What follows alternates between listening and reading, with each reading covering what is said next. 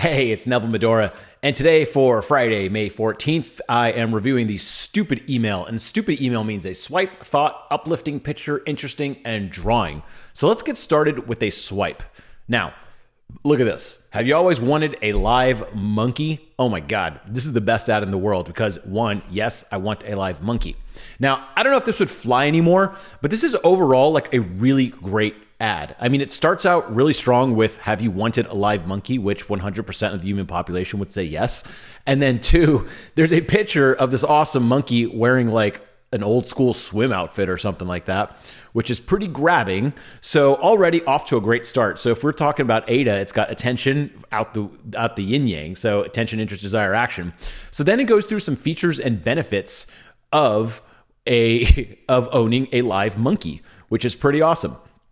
And then it actually offers a money back guarantee or a monkey back guarantee. Thanks to whoever on Twitter gave me that suggestion. And it has a really strong call to action in the form of this form that you fill out over here.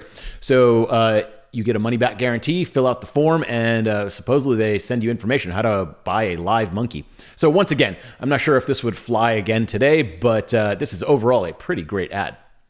Let's go to a thought. So email and social media posts have similar lifespans based off what I have seen at least. So after sending, you can often expect this spike of action. So as soon as you post on Twitter or Facebook or something, you start seeing likes and actions and stuff pour in right away. And similar with email, you start seeing open rates go up, you start seeing clicks, etc., happen right away. Then after 5 hours, often that action kind of slows down, like a lot of it has kind of happened. But then it slowly churns. People from different time zones come on, people log on different times a day, more action happens.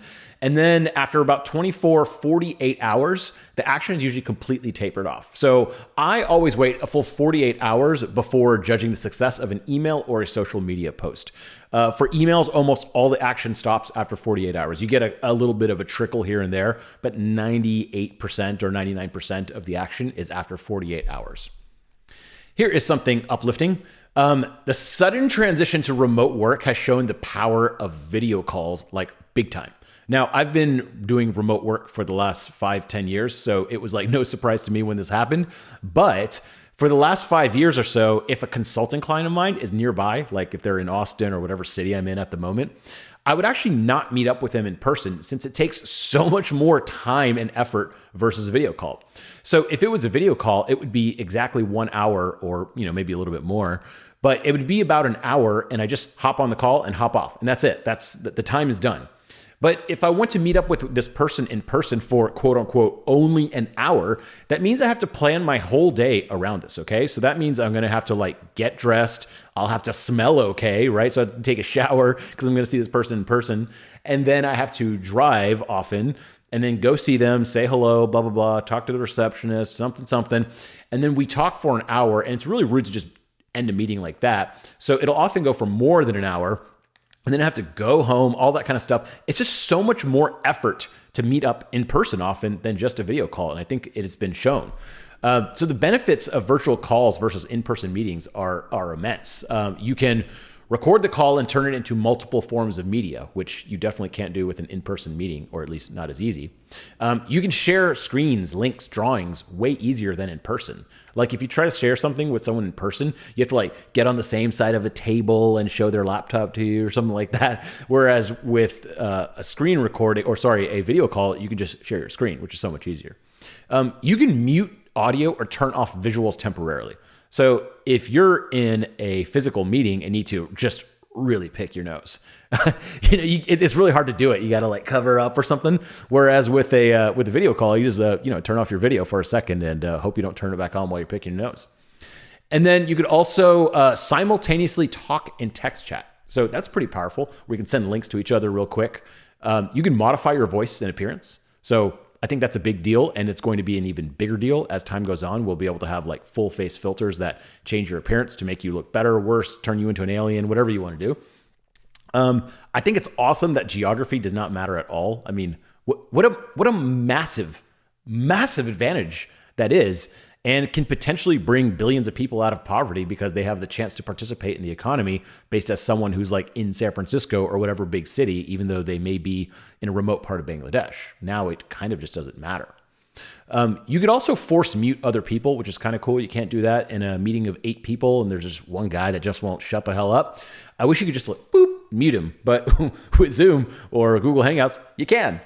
And then there's just no travel time. I think this is such a big deal. I've always thought that it was just so annoying to go to an in-person meeting versus a video call. So it's kind of cool that everyone's now seeing this, that how much time just traveling takes.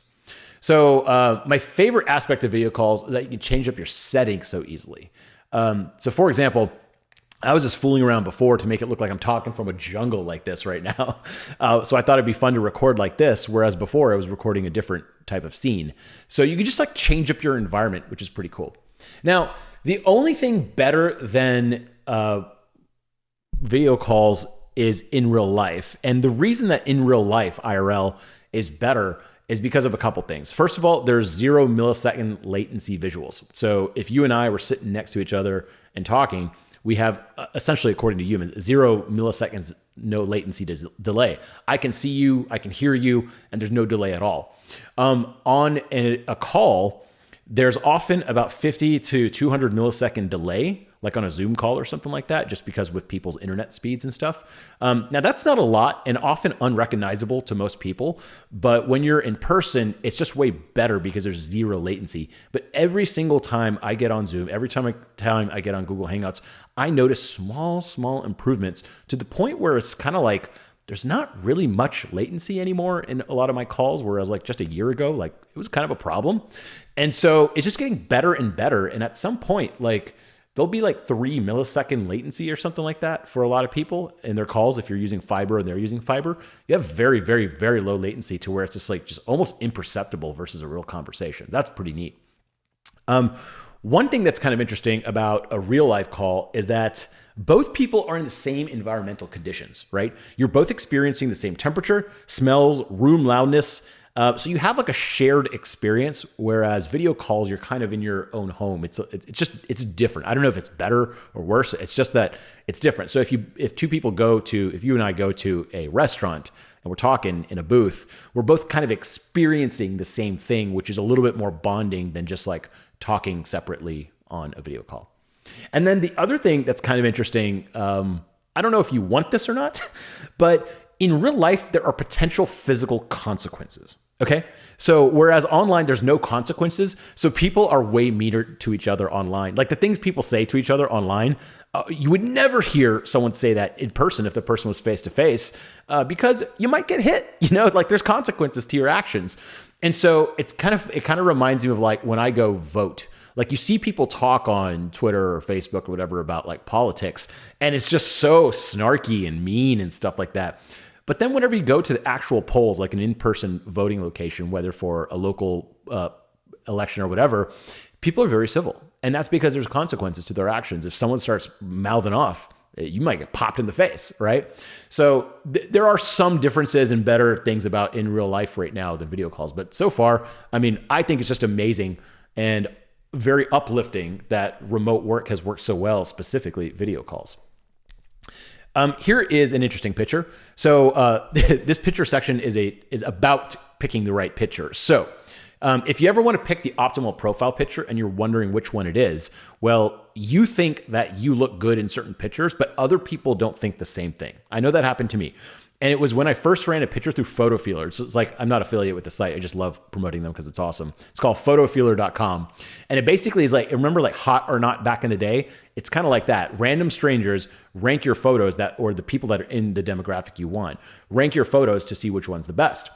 And it ranks it on different criteria. So there's 3 different types of categories. There's social, business, and dating, okay? So social is like Facebook or Instagram. Those are social networks. Then business is like LinkedIn or your profile and your company wiki or something like that. And dating is, of course, like Tinder, Bumble, Hinge, like all those types of things. And so, you could be like real looking like this, like a real boss on LinkedIn, and it might rank high, but then you might look like a total douchebag on a dating site doing that. So it ranks for 3 different types of things. For social, it ranks for confidence, authenticness, and fun. Business, it ranks you for competence, likability, and influentiality, whatever.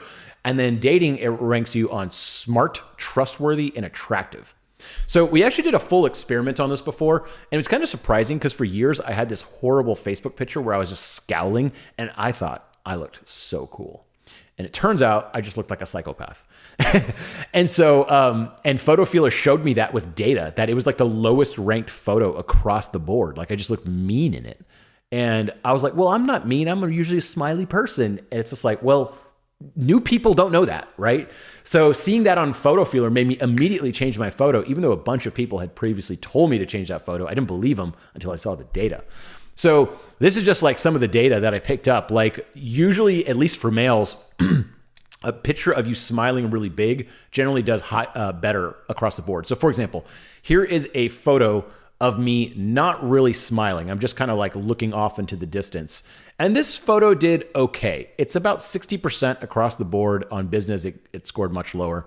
But then if you look at me smiling in these other pictures, it actually goes way higher. I don't have the example here right now, but you can go to that, type in copywriting course, how to choose the right photo for social or something like that, and you'll find it. We even did a fun experiment to see if tattoos make a difference. And it was difficult to tell across the board because for some people it increased their photos and some people it decreased. But we photoshopped a bunch of our friends with tons of tattoos and saw what you could do and ran it through PhotoFeeler. So I thought that was kind of fun. So that was a fun picture. Here's a little interesting tidbit that was resurfaced. I remember reading this book when it came out in roughly 2006, and it's one of my favorite books in the world. It's called How to Get Rich by Felix. He has unfortunately passed away by now, and he was the owner of Maxim magazine, and he owned basically a whole magazine empire and publishing empire. And in the very beginning of the book, he included this measure of wealth, like a chart. Right? So he said wealth measured by cash in hand or quickly realizable assets, meaning if you're a billionaire, but it's all tied up in Apple stock, well, can you quickly get your hands on that cash, or do you have to sell your whole position to get it, right? And so I remember reading this when I was just out of college, and it felt crazy, these numbers. And so anyways, he says if you have $100,000 to $400,000, you're categorized as the comfortable poor. And I remember thinking, like in college, like someone who has $100,000 or $400,000 can even remotely be considered poor. And now as I grow older, I realize that let's say you have $400K in a Roth IRA and that's all your savings. Yeah, you might actually be a little, not quote unquote poor, but like you can't like go ride a private jet or something because all your money is tied up in one thing. So you actually don't have a lot of access to cash is what he's referring to.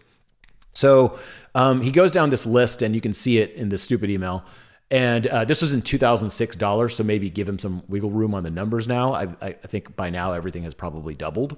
So $100,000 to $400,000 is the comfortable poor. $400,000 to $1 million is the comfortably off. $1 million to $2 million is the comfortable wealthy.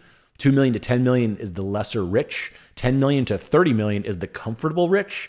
$30 million to $70 million is the rich. So in his mind, to be called rich, you have to have a minimum of 30 million. And then if you have 70 million to 100 million, you're seriously rich. 100 million to 200 million, the truly rich. And over $200 million is the filthy rich and the super rich. And he means having $200 million to access of cash, right? So you can liquidate a stock in a day and get access to all that cash. But if it's tied up in like large amounts of real estate or something like that, those are assets that you can't quickly dump and get cash. So those technically don't count. Here is a drawing, and it is of a mental model that I call get angry at the problem. Okay. I really like this one because some days you wake up kind of on the wrong side of the bed and you're just pissed off for, I don't know, whatever reason. And you don't want to do work. So what I've learned is to kind of like do a judo move on that anger and use the anger to finish the work instead of just being angry that I have to work. So anger is a very powerful driver of productivity. So don't be afraid to harness your anger by knocking the hell out of some work, right? Just like get pissed off at it, be like, stupid fucking work. Just bang it out and just get it done with. So let's say you're angry at something. That pent up anger is energy inside of you waiting to get out. So instead of directing it at punching a wall or throwing something around, use that energy to finish your work. And you'd be surprised at how effective this is. So there's been so many times when I needed to hit a deadline and I'm not even close to finish, and I hate myself for not working on it before, and I hate myself for how lazy I've been and just procrastinating on this stupid project. So I try to utilize that anger to knock out the work in record time.